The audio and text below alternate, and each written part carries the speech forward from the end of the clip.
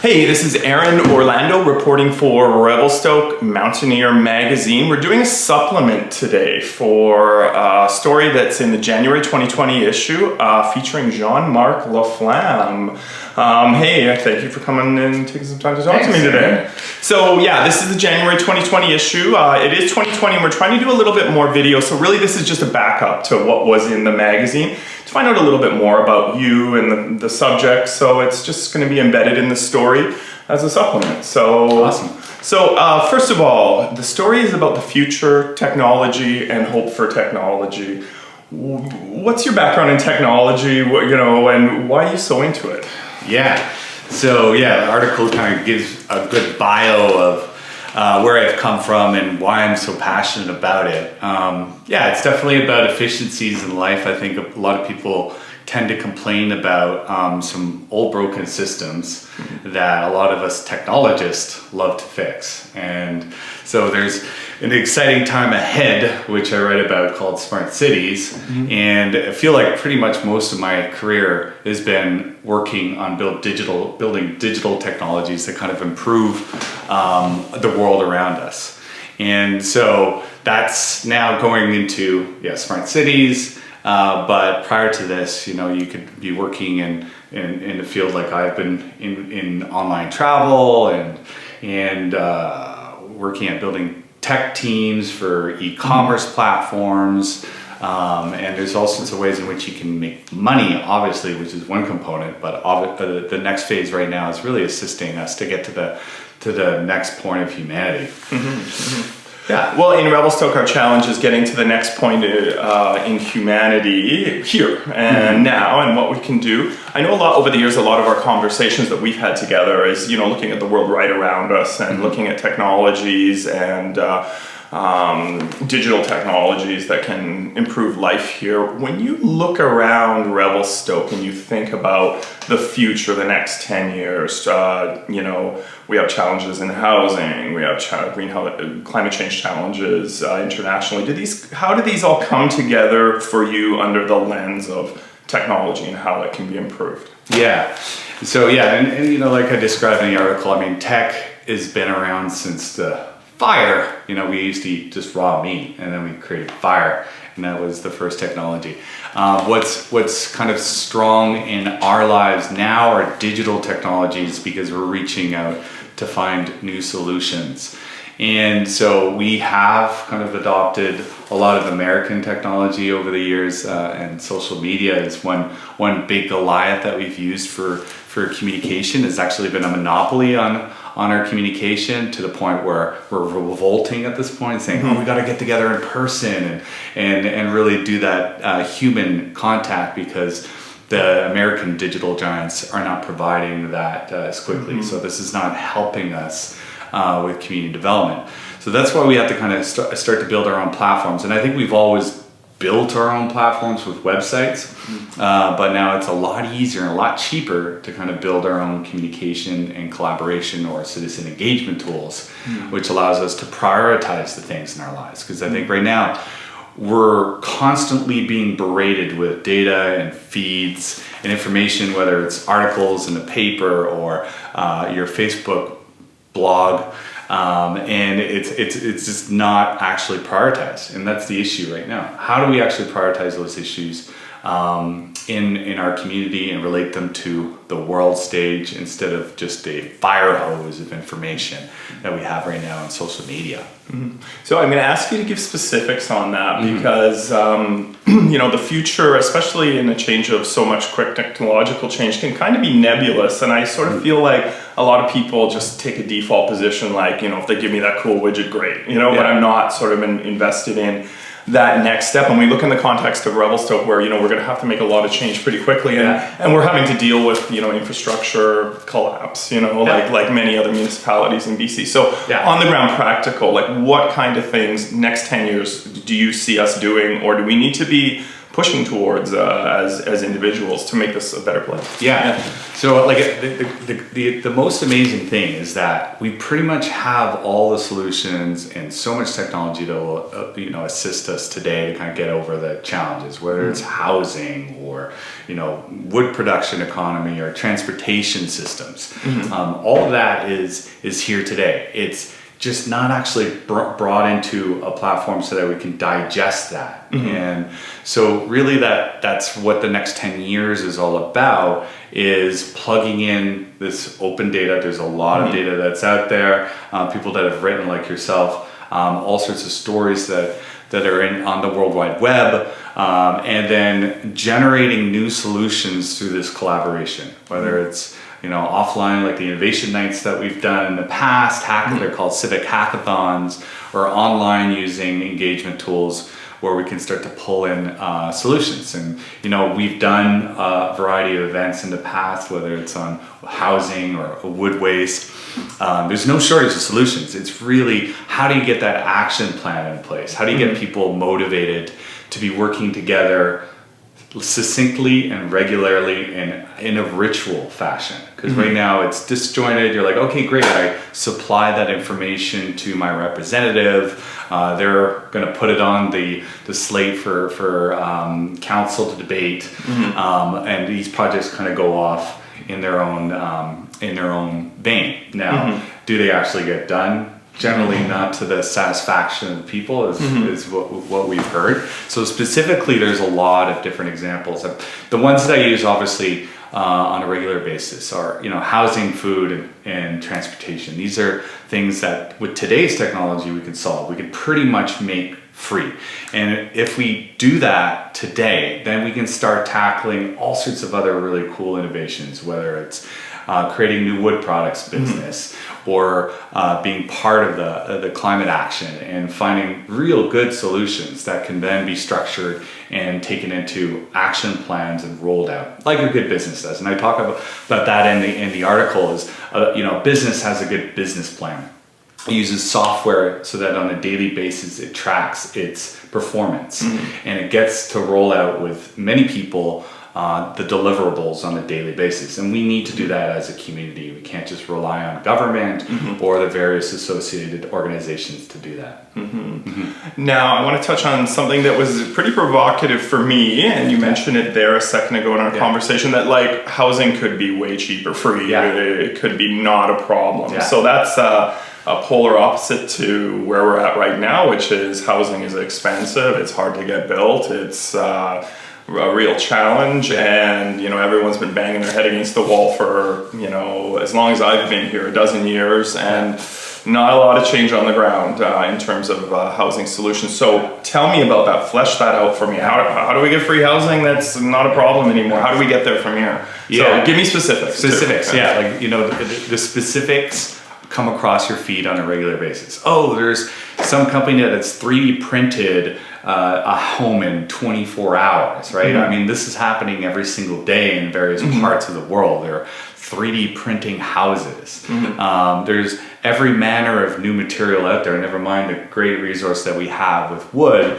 where we could cost effectively be building this in a facility, in a manufacturing, just like we've always done in the past with prefabrication, but actually done so in with a building that you desire, that you've seen in your Facebook feed.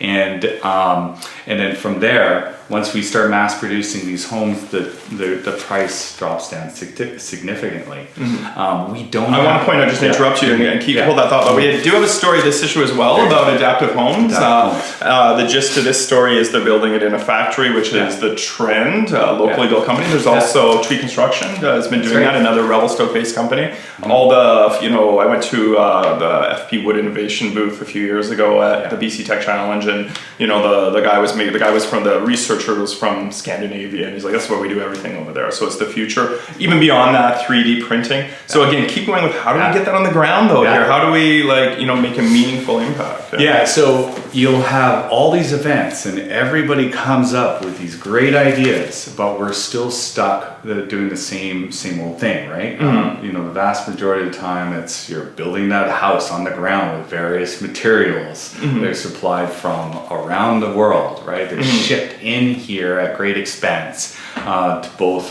financially and the environment, when realistically with all the material that we have here, we could be assembling homes in our own manufacturing facility if that's really important for us, right?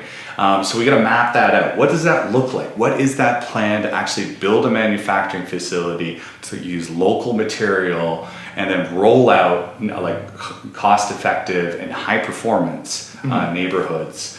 So that these are bold missions, but they're achievable with today's technology, like distinctly. And we don't need to be spending $500,000 for homes from 100 years ago, which require hundreds of thousands of dollars in renovations. You know, we could be achieving under $100,000 homes with this kind of tech. So how do you bring that together into one platform so people can converse, and then roll that out with groups in an action plan so that more people open up their private properties for this kind of thing, and we work on new ways in which we can adjust some of the rules and regulations for this experimental activity. The rules and regulations are often the quagmire. Right. We just did a story yesterday about the United Church, or we published one yesterday. Their plans for a temporary shelter are off now because it sort of got stuck in the bylaw meat grinder and fell short. And as you can see, one of the big no-nos we're doing today is shooting into bright light, because we wanted to highlight the snow again in Revelstoke. It's like, I don't know how much we got, 1.5 meters or something like that, another 15 centimeters today. But so that project's off for the winter. How would something like that go better, though? Because aren't the bylaws? Like, if we had some sort of what do we do? Like, it's like a lot of people are frustrated when got an initiative, want to do something, and then this is exactly what's happening around the world, right? So all of a sudden you became in charge of your life. We used to be highly dependent on all sorts of centralized systems, and now everything is beginning to decentralize. So currencies are being decentralized. That's what digital currencies or cryptocurrencies are all about, right? Removing the power from the bank to you to do peer-to-peer exchange using encrypted format called a blockchain. And the same thing needs to be happening with everything in our lives, right? We need these experimental zones for us to kind of begin to try new ways of living. And we need to understand, like as a community, what some of those laws and regulations should be, because that government's your business, right? It's up to us. You need to nurture the business. We can't just be on the other side saying, well, those laws suck. You've got to actually come up with new ways. And around the world, there are many communities, municipalities that are working in sync with innovators and citizens to create new formats for living. Okay, I want to leave with one last question. I've known you for a long time. You're a very social person who knows pretty much everybody in town. So I probably don't have I probably have the same experience as everyone else. But in the past year or so, you come around. We're in Mountain Collab right now, which was something that we were both involved in the very start from getting going. A great cooperative, sort of collaborative thing. But one of the things that when you come around here is I bug you. Like, I'm like, man, like, I express my concerns about like our communication environment, and then just within specifically communication and our ability to get things done or move things forward, or not have, your project or your ideas just gunned down and die an ignominious death all the time. So I'm really interested in your responses to that, because you're the tech guy. You're like super into technology, and I'm, I kind of have the dark cloud over my head sometimes in our conversation saying, this sucks and that sucks and this isn't working. How do you respond to that sort of new wave of like, screw technology, we don't need this in our lives, it's making it worse? Yeah, and it's really like people have to understand, like tech is everywhere. We wouldn't have our world today without all sorts of technology that got us here, right? So do you acknowledge the downsides of it all, like you were talking about it earlier? Yeah. So how do we fix that? Like, how do we fix the negative connotation on technology? Yeah, like how the problems that people are talking about. Where do you see the solutions to? It's honestly taking control of things. I think there's several recipes that you probably have been to our events. I think that the first recipe is reducing the cost of living so that you actually have time to be part of innovation. Like again, everything is out there. We just need to assemble it into a format that's easily digestible and have the time. I think most people are just fretting and complaining because they don't have the time to kind of sit down for a few hours and understand solutions. Like going through a platform and understanding everything to do with housing or we're learning a particular subject matter like artificial intelligence, because there's some really big things happening in the world, right? So first of all, it's time. How do you reclaim your time? And so that is also not just affordable living, but actually reprogramming your cognitive operating system. So understanding what your human is all about. I mean, we've been programmed for so many years. How do you deprogram or unlearn and then relearn about the new things, right? We're just machines. We've been programmed as humans to work in a certain discipline or be in a certain way. So as you deprogram, and I've got a variety of courses that you could take to try and cultivate your self-sovereignty, then you can tackle some big things like how do we make affordable living happen so that you can have the time then to take on new exciting exponential technologies like AI, like robotics, like drones, you name it. All these really fascinating things that you don't have the time. And the only thing that you do know, and what everybody does, especially good Canadians, is complaining, right? Like, that's broken. They should do it this way. It should be fixed better. Anyway, so but you got to take it on yourself. You got to take it on yourself, and we need the time. Yeah. That's coming, right? We're going to have a future of abundance with some challenges. Yeah, the climate crisis is big, dark, and hairy, and that's why we need to kind of act right now at this moment to reclaim our time and reprogram ourselves to take on these exciting new solutions. Awesome. Okay, so my name is Aaron Orlando. I'm the creative director at Revelstoke Mountaineer Magazine and RevelstokeMountaineer.com. This is Jean-Marc La Flamme, who you can read about in our January issue here. We've got an essay by essay-ish, article, essay, blog, op-ed sort of thing by Jean-Marc, but we also have a feature on Jean-Marc over here, Q&A, which I enjoyed doing, getting some stuff, and then here's Jean-Marc's story from this issue, and this video is just a supplement to when we publish it online, so you know a little bit more about the people here, and especially what we're talking about today, just one of the things I'm trying to do is just model talking about stuff, because I think that that's changed a lot especially when it comes to civic conversations, you know, where there's that polarized thing going on, just that they're real people with real ideas, and we're here to chat and find out a little bit more. So go check out the story, probably publishing January 10th on RevelstokeMountaineer.com. Thanks, Jean-Marc. Thank you, Aaron. Yeah. Thanks, everybody. Cheers.